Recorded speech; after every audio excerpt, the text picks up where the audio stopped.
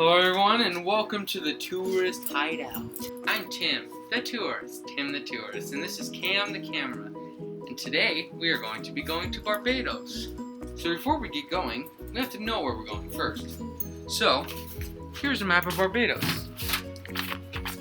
This is Barbados, zoomed out. This is Barbados really close. Oh, and don't worry, they mostly speak English there.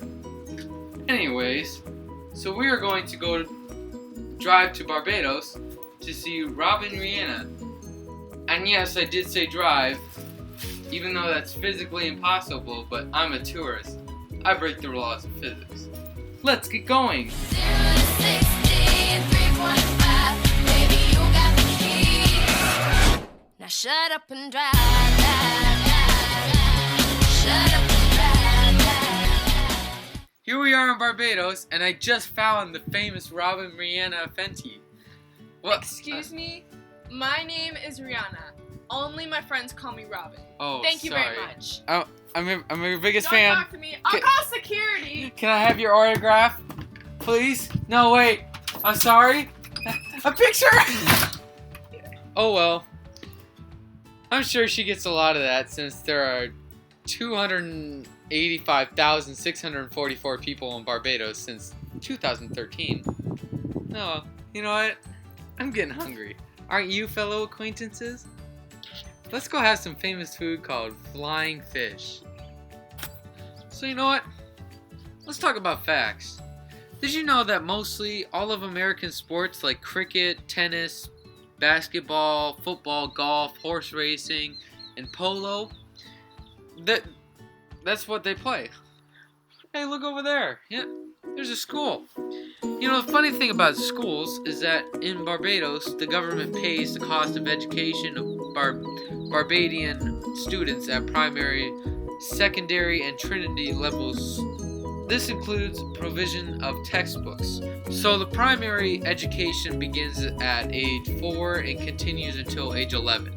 When a student sits the common entrance examination, there are 74 government primary schools as well as several privately run primary schools. Oh, hey, look at that, we're already here.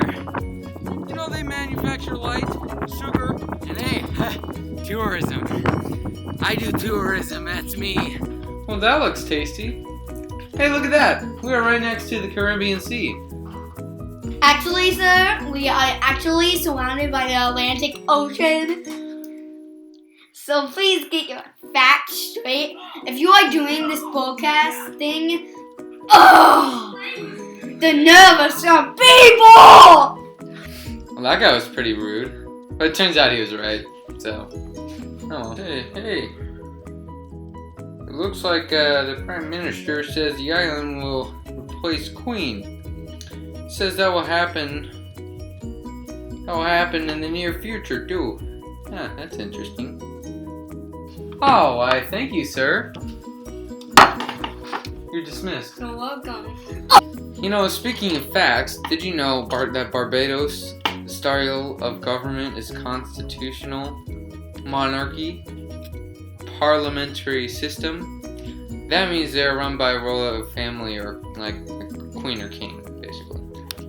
Anyways, for now, Queen Elizabeth II will be Queen of Barbados, but represented by Governor General Freundel Stewart. You know what? Let's go to a graveyard and go back in time to an old story that has terrified many people in Barbados. It is called the Chase Vault. But before we go, let's talk about how Barbados was settled. You know, although known to the Portuguese and Spanish, the British were the first settlers in 1625.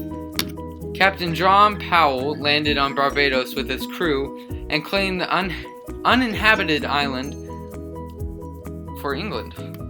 2 years later, his brother, Captain Henry Powell, landed with a party of 80 settlers and 10 African slaves. So, a bit of history in Barbados is the Chase Vault. Like I said, here's the story. The Chase Vault was first built by the Honorable James Elliott.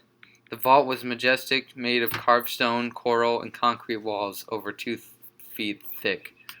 At the entrance was an enormous blue slab of marble, sealing the tomb in peace. The first occupant of the vault was James Elliott's wife, Elizabeth, who died on May 14, 1792.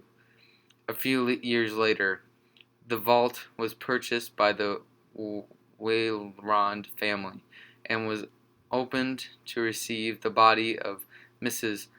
Thomasina Goddard.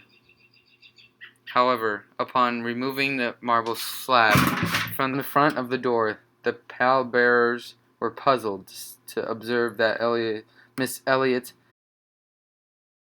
when the vault was opened for the last time, the coffins were once again violently disturbed and flung around about like toys. One coffin was actually leaning up against the door, making getting into the vault difficult. Mary Ann's lead coffin had been thrown so violently that a piece actually chipped off. There were no footprints in the sand, or prints for that matter. No one had entered the vault. By this time, the Chase family could take no more and had the coffins removed from the vault, and they were eventually buried in plots. Well, that was a handful. So, I guess we will leave it at that. I'm sorry if it was a little long at that last part, but it was a really interesting story. You can actually go and look and see for yourself the story. I tried to get as much in as I could, but I didn't want to make the video too long. And thank you for watching. And this is Tim Tourist. And I lost Cam the camera. I gotta go find him.